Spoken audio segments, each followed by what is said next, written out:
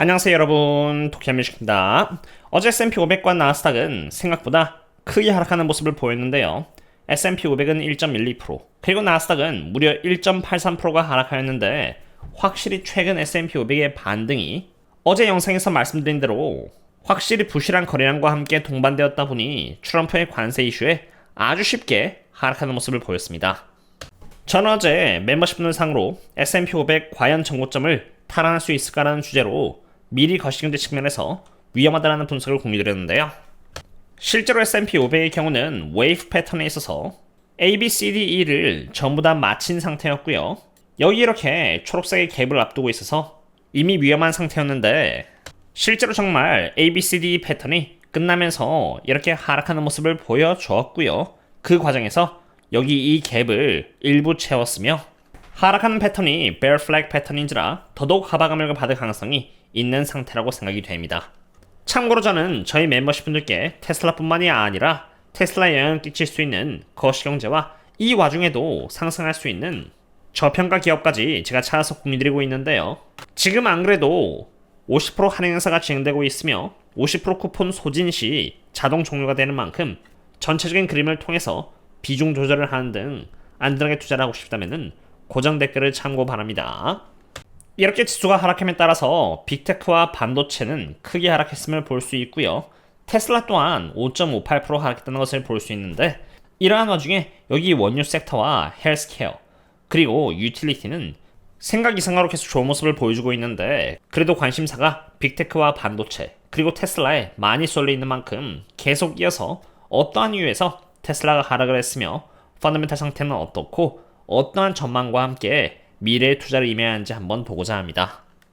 우선 테슬라가 제법 크게 하락한 이유는 여러분들도 아시겠지만 트럼프가 미국에서 수입되는 자동차와 부품들을 상으로 25%의 관세를 매기겠다고 했기 때문입니다. 테슬라는 고점 대비해서 9주에 걸쳐서 50% 넘게 하락했고요. 단 2주에 걸쳐서 이번 하락까지 포함하여 약 20에서 24% 정도 반등을 한 상태인데요. 테슬라가 여기서 V자 반등을 이어나가려면 테슬라가 만족시켜야 하는 조건은 크게 두 가지로 테슬라의 펀더멘탈 지표와 매크로 지표가 모두 좋은 모습을 보여줘야 합니다.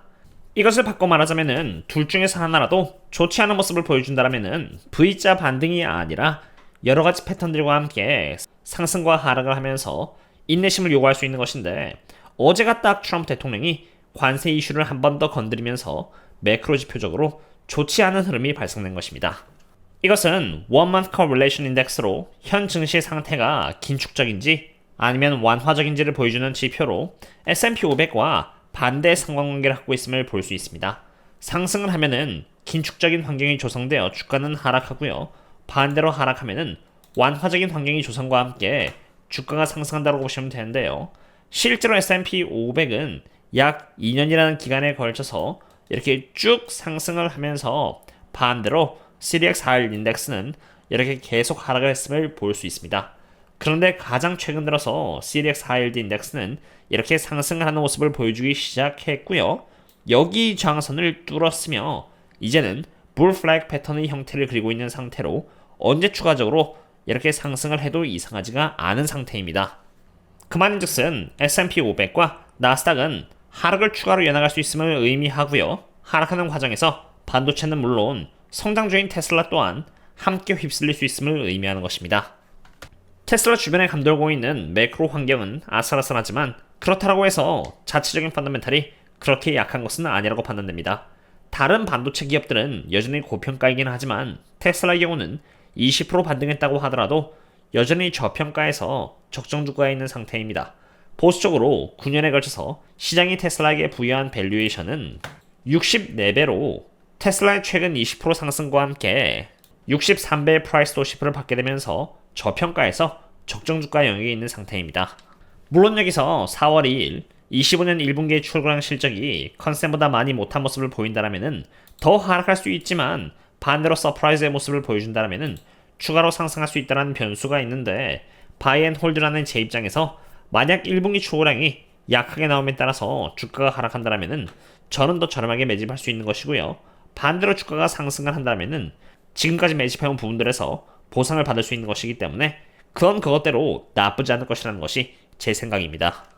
이건 제가 저희 멤버십 분들께 종종 말씀을 드린 부분입니다만 테슬라를 투자하실 때 오늘이야라고 하면서 성급하게 투자할 필요는 전혀 없습니다.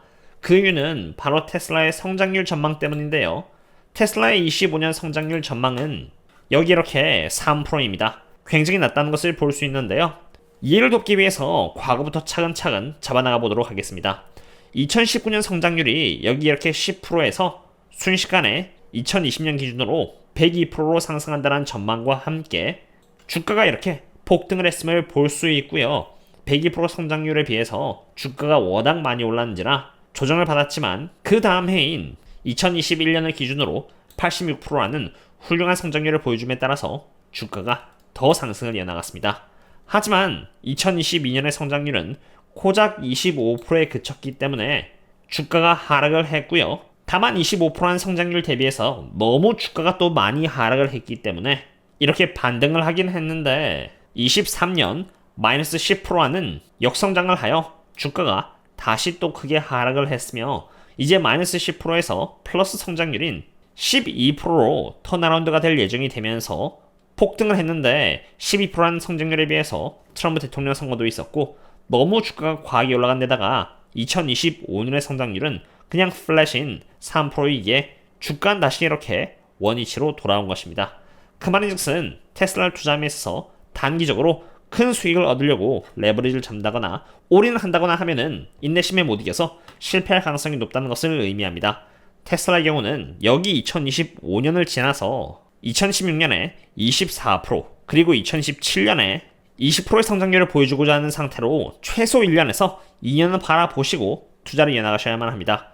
바로 이러한 이유에서 결코 급급하게 투자를 할 필요가 없으며 이 과정 속에서 얼마든지 급반등과 급하락이 나올 것이기 때문에 제가 하고자 하는 것은 너무 과한 매도가 중간중간 터져 나왔을 때 최대한 저렴하게 차근차근 모아나가기 위해서 하는 것으로 꾸준히 리서치를 이어나가고 있는 것입니다.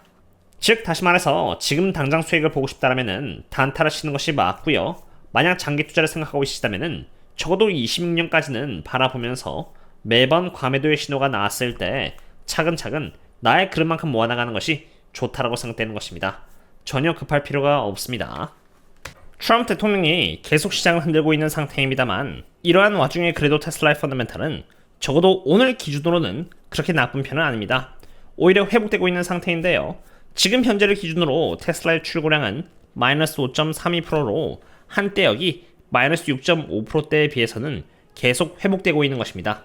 어제를 기준으로 마이너스 4.66%였습니다만 아무래도 이 자료는 하루에도 여러 차례 업데이트가 되는 만큼 하루 이틀 정도의 수치는 바뀔 수가 있고요.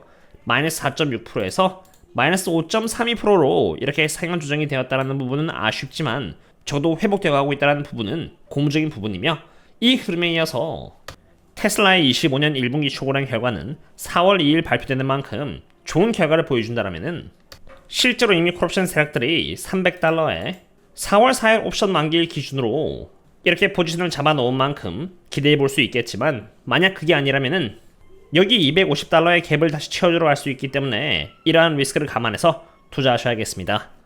물론 이들의 포지션은 테슬라 출고량 발표일인 4월 2일로 가까워지면 가까워질수록 계속 변화를 할 텐데요. 이건 제 생각입니다만 만약 이들의 포지션이 발표에 앞서서 계속 늘어난다면은 $300를 넘을 수 있을 것이라고 생각하고 이들이 콜옵션에 베팅하는 것일 것이고요. 만약 줄어든다면은 이번 출고량 결과를 확률적으로 비관적으로 보고 있음을 의미할 수 있기에 이들의 변화를 잘 지켜보고자 합니다. 옵션 관련된 분석들은 제가 저희 멤버십분들 상으로만 지속적으로 공유드리는 만큼 이해해 주시면 하고요. 지금 안 그래도 이렇게 50% 할인을 하고 있는 만큼 공부를 하면서 차근차근 투자를 하고 싶다면 참고하시면 좋을 것 같습니다. 어제 주가 모습도 그렇지만 지난 3개월을 시작으로 항상 주가가 하락하면은 빅테크와 반도체가 하락을 하고요. 반대로 보시는 것처럼 가치들은 상승하는 모습이 이어지고 있습니다. 주식시장의 강세론자라고 불리는 켄 피셔는 너무 오랜 기간에 걸쳐서 성장주가 가치주를 이렇게 아웃퍼폼했다라고 주장을 하면서 올해가 아마 가치주가 성장주를 이기는 첫 번째 해가 될 것이라고 말을 하고 있습니다.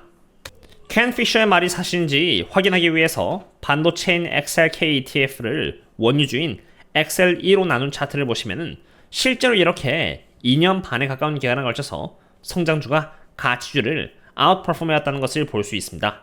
상승을 하면은 분자에 있는 XLK가 아웃퍼폼하는 것이고요. 하락하면은 분모에 있는 XLE가 아웃퍼폼하는 것으로 최근 가치주의 대명사라고 할 수 있는 원유 섹터가 이렇게 3주에 걸쳐서 반도체 섹터를 아웃퍼폼하는 훌륭한 모습을 보이고 있고요. 추세를 벗어서 나왔기 때문에 하락 트렌드가 이어질 수 있지 않을까 생각을 하고 있습니다.